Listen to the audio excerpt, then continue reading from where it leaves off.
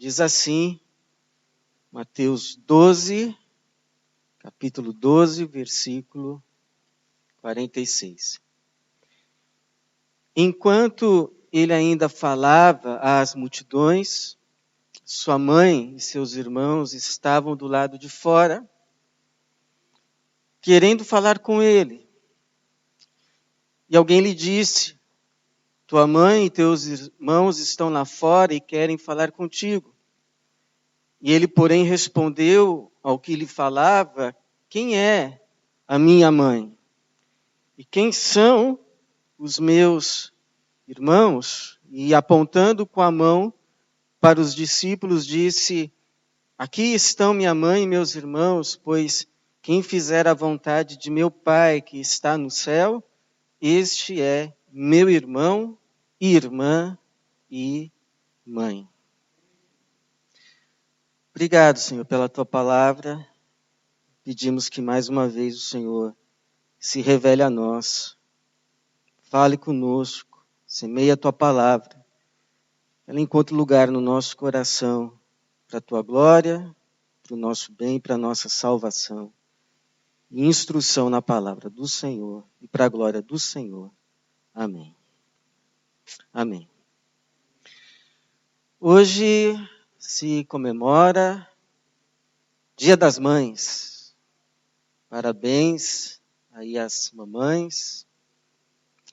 Dia esse que é internacional, comemorado em cerca de 40 países, embora nem todos na mesma data. Por exemplo, sei que em Portugal se comemorou semana passada, 1º domingo de maio, não só em Portugal, mas também em países africanos, lusófonos, ou seja, que falam o português, a língua portuguesa. Foi semana passada. Eu não sei se você conhece a origem do Dia das Mães. Alguns vão ver essa origem lá na Grécia Antiga. Mas a versão moderna, como a temos hoje, começou nos Estados Unidos. Pelo ativismo de uma senhora chamada Anne Maria Rivers Jervis. Ela instituiu um dia chamado Dia da Amizade para as Mães, que era uma iniciativa para ajudar os feridos da guerra, a Guerra da Secção, que aconteceu nos Estados Unidos no final do século XIX. E aí a filha dessa senhora, que também tinha um nome muito parecido, uma metodista, chamada Anna Jervis. Ela então começou uma campanha para que fosse oficializado o Dia das Mães. E aí 7 anos depois, se eu não me engano, 1914, o governo americano oficializou o 2º domingo de maio como um dia para se celebrar o Dia das Mães, e aí as mães ganharam lugar no calendário para serem lembradas. Mas na Bíblia, as mães também têm o seu lugar. Há muitas mulheres mencionadas na Bíblia, nas Escrituras, que receberam de Deus o dom de serem mães. Por exemplo, Sara, por exemplo, Rebeca, por exemplo, Raquel, e muitas outras. E quando a gente para ler essas histórias, observá-las, meditar nelas, estudá-las, parece assim que o que há de comum em todas elas, parece assim que a verdade que mais se realça, que mais se desponta, que mais ganha foco da palavra, é que sim, ser mãe é uma dádiva de Deus, mas não só isso. Que sim, ser mãe é um dom que Deus concede Há muitas, mas não só isso. Que se desponta da palavra de Deus, ao observar essas histórias, e a Bíblia mesmo diz que tudo que foi escrito para nossa instrução, foi escrito por causa de nós. Foi registrado para o nosso bem. Foi registrado providencialmente para a nossa vida. A verdade que mais se destaca é que, de acordo com a palavra, ser mãe é mais que uma dádiva, ser mãe é mais que um dom, ser mãe é um ministério. Ser mãe, de acordo com as Escrituras, é um ministério confiado por Deus. É um encargo sagrado. É um ofício divino, um chamado santo. Como todo ministério, é um serviço. Nesse caso, um serviço a Deus que se presta servindo aos filhos. Uma vocação é uma obra que Deus confiou, talvez, a você que é mãe. Quando você está lá cuidando do seu filho, quando você está lá educando, quando você está lá conversando, quando você está lá fazendo dormir, quando você está lá cuidando, você está prestando um serviço a Deus. Aliás, um serviço sagrado. Dos mais importantes, se não o mais importante. Então a pergunta que fica, então, por que é bom falar isso? Porque tem gente que se sente diminuído. Ah, mas eu só cuido de filhos? Essa não é a visão bíblica. Você não precisa apenas cuidar de filhos, mas cuidar de filhos também é uma vocação. É um ministério. Então a pergunta que fica é: do que consiste esse ministério? O que a gente pode aprender com as mães da Bíblia, ou as mães na Bíblia, a respeito dele? Então a primeira verdade, a primeira lição, é que esse é um ministério de dor. É um ministério de dor, mas também de consolação. A gente aprende isso com Eva. Porque se alguém dissesse a Eva: Eva, ser mãe é padecer no paraíso, ela diria: bom, no meu caso eu padeci fora. Ou já fora. Porque quando ela tem o seu primeiro filho, Caim, ela o recebe com alegria, como qualquer mãe. Ela rende graças a Deus. Ela diz assim: eu alcancei um filho homem com a ajuda do Senhor.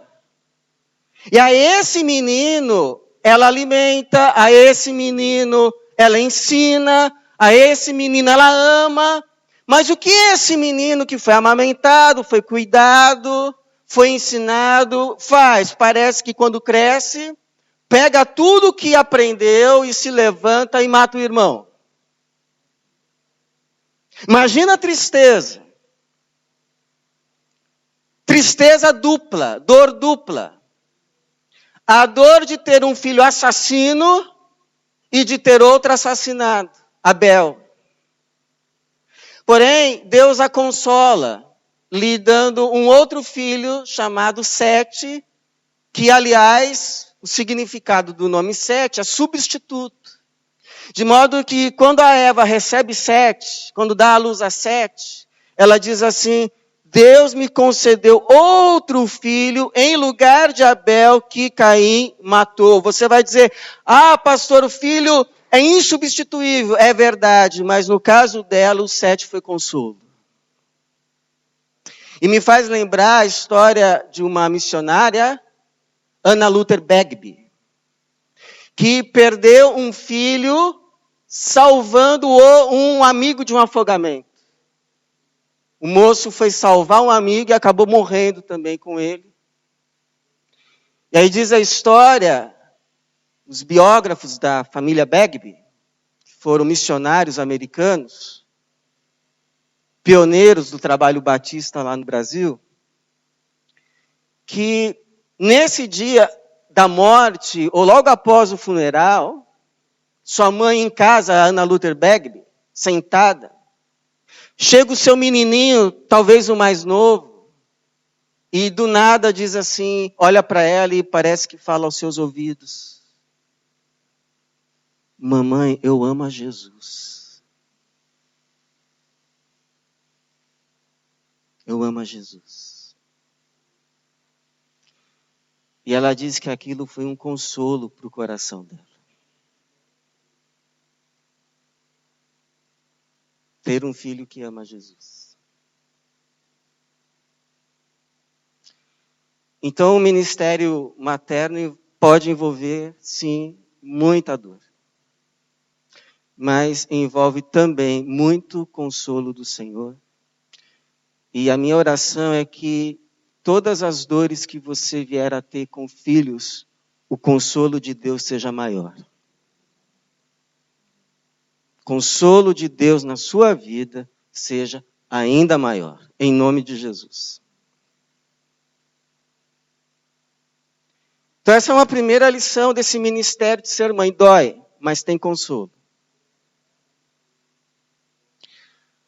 Uma segunda verdade, uma segunda lição que a gente aprende com as mães na Bíblia, é que esse ministério é um ministério de recebimento e devolução. Você recebe do Senhor para devolver para o Senhor. Não é para você. Não é para criar, para que na velhice cuide de mim. Não é isso. Não é isso. A gente aprende essa história, essa lição com Ana, aquela que era estéril, mas orou por Samuel, recebeu Samuel, cuidou de Samuel, amamentou Samuel, desmamou Samuel e devolveu Samuel ao Senhor. E é interessante porque diz que as mães hebreias costumavam amamentar os seus filhos até os 4 anos. E Ana, talvez, sabendo que ia entregá-lo para sempre, pode ter prolongado a amamentação até o 6º ano, quis deixar o Samuel bem fortinho. E aí quando o Samuel estava fortinho, bom, agora é hora de cumprir o voto ao Senhor.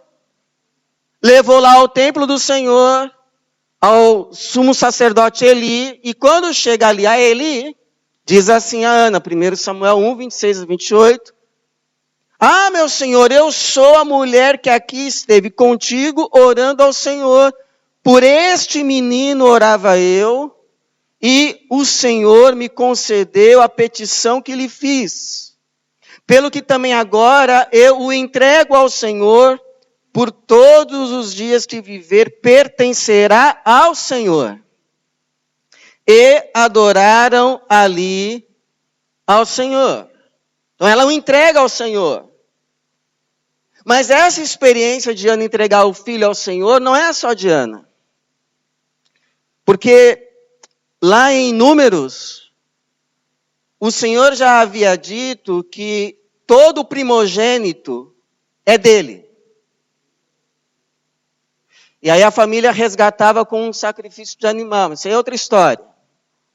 Lá em Salmo 24:1, vai ser ampliado o conceito dizendo que não só o primogênito, mas toda a terra, tudo que há nela, e todos os seus habitantes pertencem ao Senhor. A nossa vida não é nossa, nós a recebemos e ela tem dono. Ela pertence ao Senhor. E não apenas a nossa vida, mas a vida daqueles que geramos, os nossos filhos. Então, filhos são herança do Senhor, nós recebemos do Senhor, nós cuidamos para o Senhor, nós preparamos para o Senhor e depois nós devolvemos ao Senhor, para serem instrumentos nas mãos do Senhor, para a obra do Senhor e para a glória do Senhor.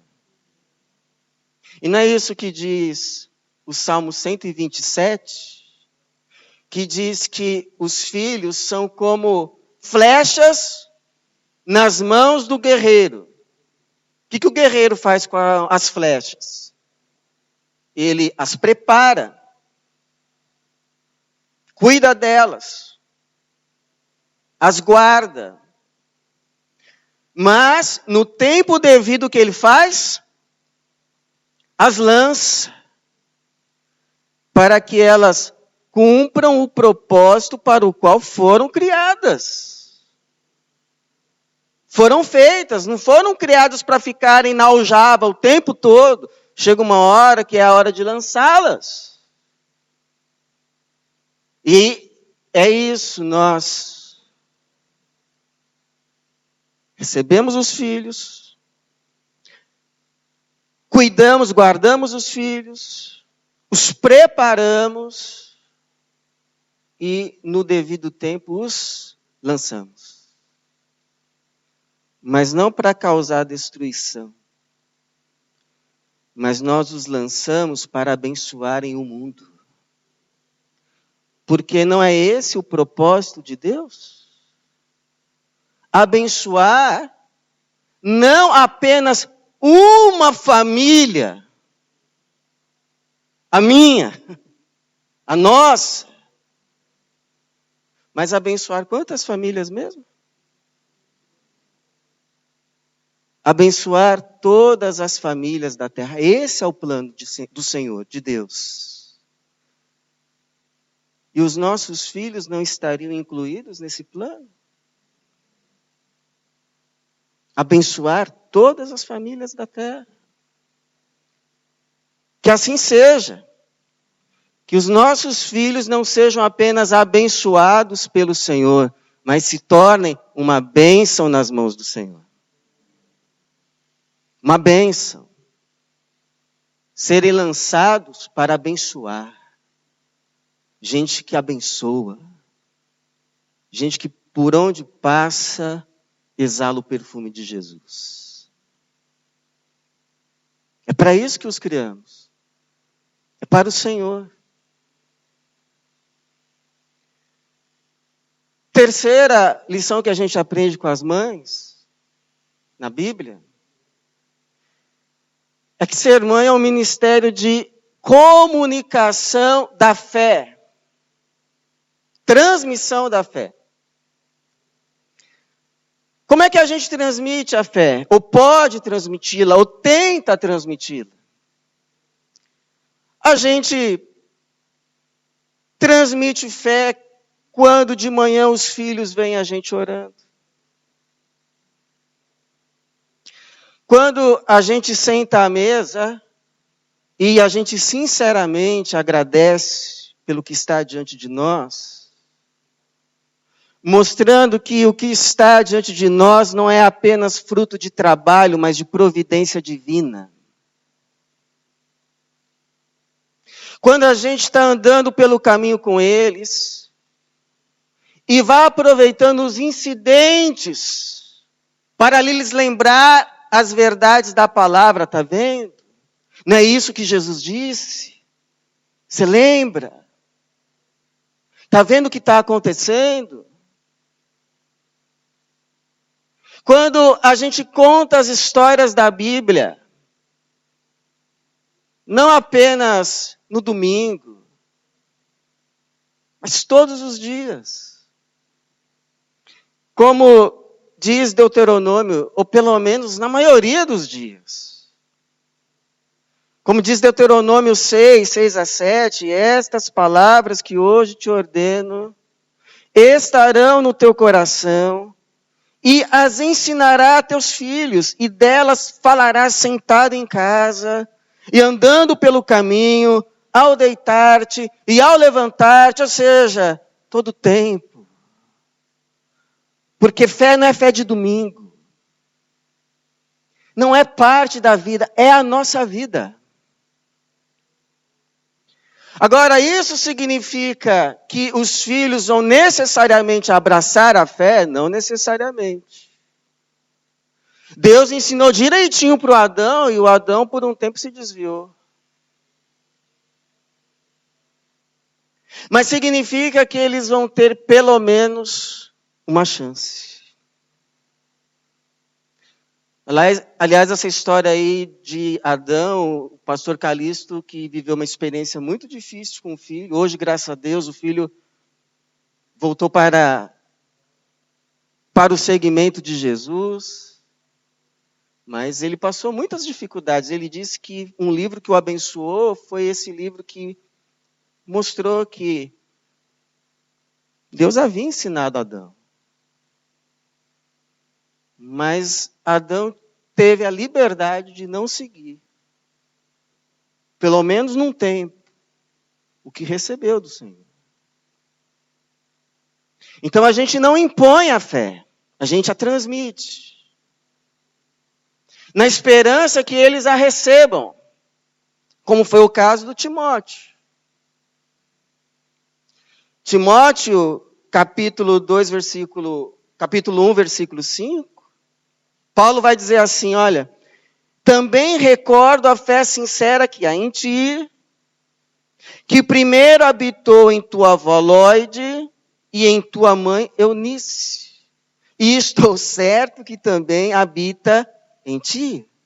E aí depois, mais para frente, o Paulo vai dizer assim, pois desde a infância sabe as sagradas letras que podem fazer-te sábio para a salvação pela fé que há em Cristo Jesus.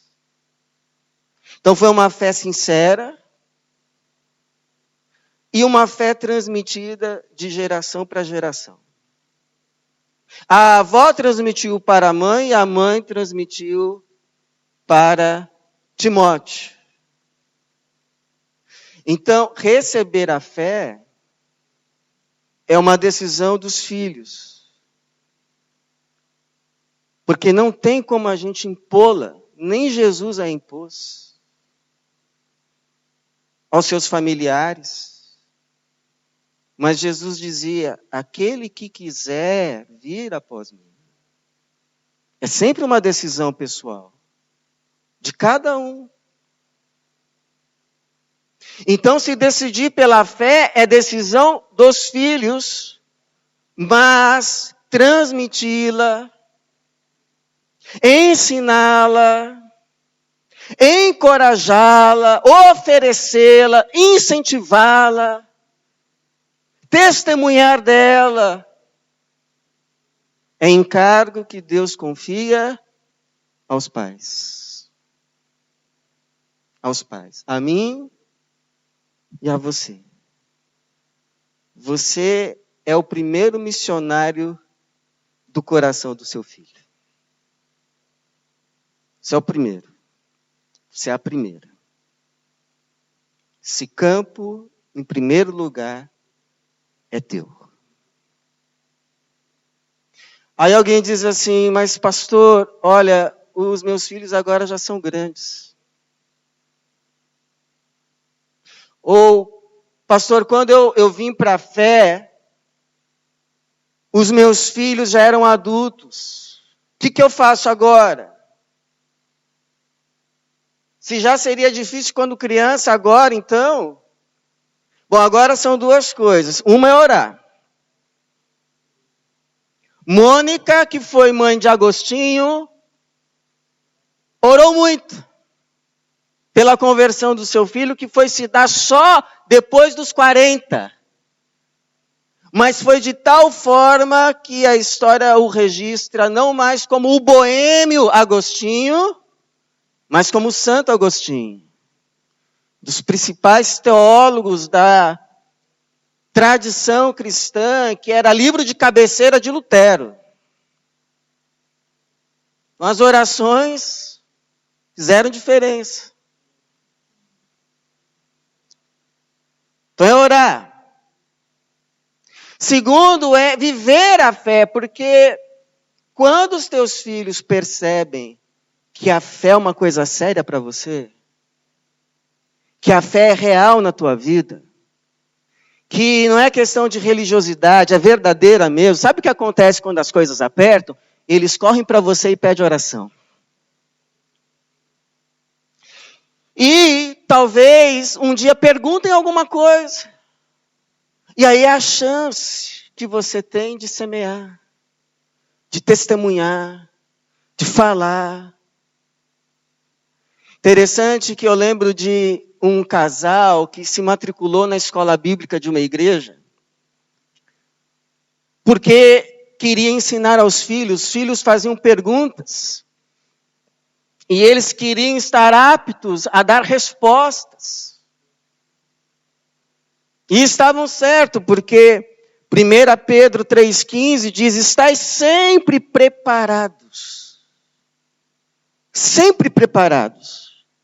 para responder a todo o que vos pedir a razão da esperança que há em vós, e esse a todo inclui também os filhos. Então a minha pergunta, você está preparado? Você está preparada? Então se prepare. Porque a tua palavra tem peso. Palavra de pai, palavra de mãe, por mais que não pareça, vai ser carregada pelo resto da vida. Fica lá semeada. E na hora da fruta, seja para bem, seja para mal. Então o que você vai semear ali? Que valores? Eu oro para que sejam os de Cristo. Para que produza frutos de salvação. Frutos de salvação. Salvação espiritual, salvação emocional, salvação psíquica, salvação plena e completa, para a glória de Deus. Então semeie. Pode ter certeza que você já está semeando. E quarto, ministério de mãe. E você sabe que eu estou falando de mãe, mas está incluído também os pais. Esse ministério de criação de filhos é um ministério que tem limites. Tem limites, porque eles não são nossos. Antes de serem nossos, eles são do Senhor. Então, há limites para a nossa atuação. Nós não temos carta branca de Deus para falar o que a gente quer, fazer. Não. Há limites. Porque, por exemplo, o que uma mãe faz quando sabe que o filho não está comendo direito? Faz comida, chama a atenção. De vez em quando o Rian esquece o lanche, sai a Tatiana depois correndo lá atrás para entregar. Não é, mãe? Pelo menos as que eu conheço são assim. Lembro da minha mãe fazendo isso. Eu saindo rápido para o trabalho, ela vindo atrás com a xícara de leite com café. Então parece que é mais ou menos isso que está acontecendo aqui nesse texto que a gente leu, de Mateus capítulo 12, em que Maria, mãe de Jesus, e os seus irmãos vão até ele. E Marcos, o evangelho de Marcos, vai nos dizer que o que os levou até Jesus foi terem ouvido que Jesus estava intenso no seu ministério, estava numa casa e a multidão se aglomerando de forma que ele nem podia comer. E aí quando os seus familiares ouvem isso, dizem assim, ele deve estar fora de si. E, diz o texto lá em Marcos, que foram lá para prendê-lo. Ou seja, para impedir, para talvez levar de volta para casa. Mas Jesus parece não aceitar essa intervenção. Ele já fora outrora submisso. O Evangelho de Lucas, lá no comecinho, é o único relato da infância de Jesus. Fora o nascimento, quando ele tem 12 anos. A família de Jesus faz uma viagem a Jerusalém e quando voltam, eles perdem Jesus. E começam a procurar Jesus em Jerusalém. E quando vão encontrar, Jesus está no templo ensinando. E a sua mãe chega a ele e diz assim, filho, por que você fez isso? Nós estávamos, eu e teu pai, aflitos à tua procura. E ele responde, mas vocês não sabiam que eu deveria estar cuidando das coisas do meu pai? E diz que os pais não entendem, Maria guarda aquilo no coração, mas o testemunho do evangelista Lucas é que Jesus lhes era sujeito aos 12 anos, como tem que ser. Mas aqui Jesus já está com mais de 30. Aqui Jesus já começou o seu ministério público. Aqui a única obediência que ele se deve sujeitar é ao seu Pai que está no céu. E não só ele. E até a dona Maria, a mãe de Jesus, precisou entender isso. Porque Jesus vai dizer assim, versículo 48, ele, porém, respondeu ao que lhe falava, quem é a minha mãe? E quem são os meus irmãos? E apontando com a mão para os discípulos, disse, aqui estão minha mãe e meus irmãos. Pois quem fizer a vontade de meu Pai que está no céu, este é meu irmão, irmã e mãe. Então, ministério de pai, ministério de mãe, por mais nobre que seja, tem limite. A nossa vocação para o cuidado para com eles vai até o ponto de não interferir no chamado de Deus para eles. E saber disso, que há limites, faz diferença, por exemplo, na hora da educação. Porque se não são meus, mas estão aos meus cuidados, sob a minha tutela, sob a minha responsabilidade, não é qualquer educação que eu posso dar. E nem de qualquer forma. Como eu achar que tem que ser, tem alguns momentos que a coisa é muito clara, mas tem alguns momentos que eu preciso parar e orar. Senhor, é hora de uma chamada de atenção ou uma palavra de afirmação? É hora de soltar um pouco ou de lembrar limites? Porque são teus. Para o bem deles. Faz diferença na hora das brincadeiras. Na hora dos comentários. Cuidado com o que sai da nossa boca. Na hora do nervoso. Na hora da irritação. Porque o Paulo vai dizer assim, filhos, obedecei em tudo a vossos pais, porque isso é agradável ao Senhor. Mas vai dizer também aos pais, pais, não irriteis vossos filhos, para que eles não fiquem desanimados. Cuidado com críticas em relação à pessoa. Isso não, cuidado.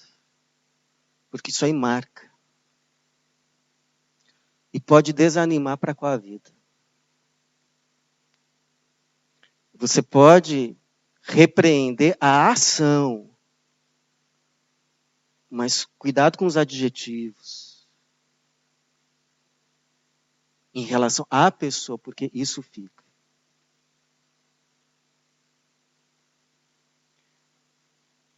Saber que há limites faz diferença na hora do conselho.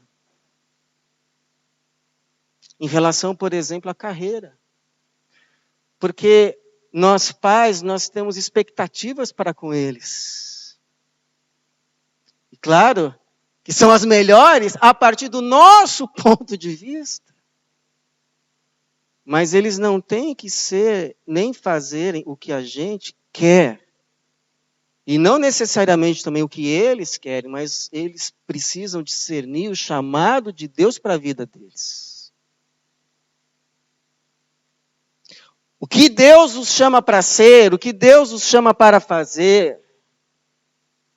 Essa é a vocação, esse é o propósito, é por isso que Deus lhes concedeu dons, que a gente olha assim e a gente fica maravilhado, na verdade, não é mais pai babão, mãe coruja. Então, mas não é para ficar rico amanhã, é para servir a Deus. Então temos que lembrar disso. Porque Deus tem um plano bom para eles e pode ter certeza que é melhor do que o teu. Então deixa Deus ser Deus na vida deles em nome de Jesus. Melhor coisa para os nossos filhos é que eles ouçam, obedeçam e façam a vontade de Deus.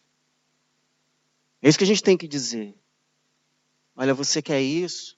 Eu não sei, mas discirna, vamos orar, vamos pedir que o Papai do Céu fale, confirme. E se for isso, amém, que seja para a glória de Jesus. Mas se não for, repense.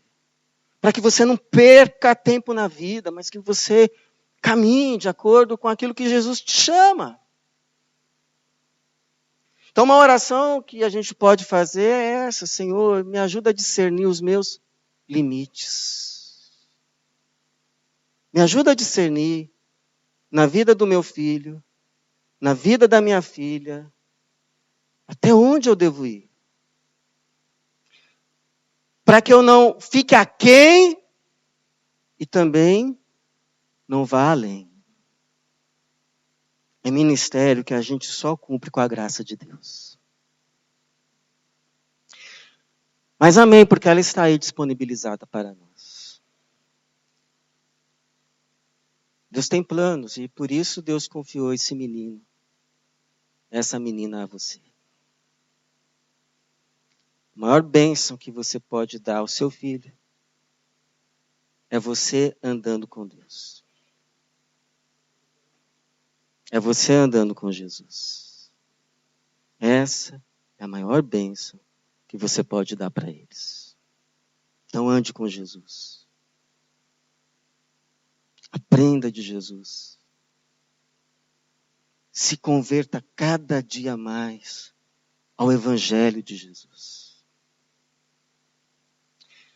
Eu lembro de uma história de jovens que iam visitar idosos da igreja para orar com eles, para cantar louvores, ou simplesmente para estarem com eles. Por que eu estou dizendo isso? Porque pode ser que tenha aqui alguém que diga assim: essa mensagem hoje não foi para mim, porque eu não sou mãe ou não sou mais mãe. Já fui, não sou mais, ou enfim, não. Enfim. Foi sim.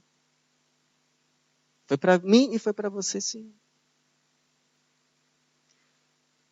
Essa mensagem que a gente aprende com as mães da Bíblia, ou na Bíblia, é uma mensagem pelo menos para 3 tipos de pessoas. Primeira é para aquelas que ainda não são, mas podem ainda vir a ser. Você acha que Deus vai ensinar você depois? Ele já está falando. Vai guardando aí. Essa mensagem é para aquelas que não são, mas podem vir a ser, gerar filhos no coração. Tem filhos que não são gerados no ventre, são gerados no coração. Filhos de coração. Paulo, por exemplo, adotou Timóteo como filho na fé. Foi como um pai para Timóteo e Timóteo como um filho para ele. Jesus não disse que quem o segue pode vir inclusive a perder família, pai, mãe, irmãos, irmãs, mas ao mesmo tempo ganha muitos outros irmãos, irmãs, mães, filhos, filhas. Quem sabe Deus não te chama para você adotar alguém aqui como filho. Adotar alguém como pai, porque nós somos família de Deus. Não pode haver órfãos entre nós. A gente não está aqui como se fosse um teatro. A gente vem, senta, assiste, e depois cada um... A gente é a família de Deus. Família de Cristo. Não pode ter viúva necessitada entre nós. Não pode.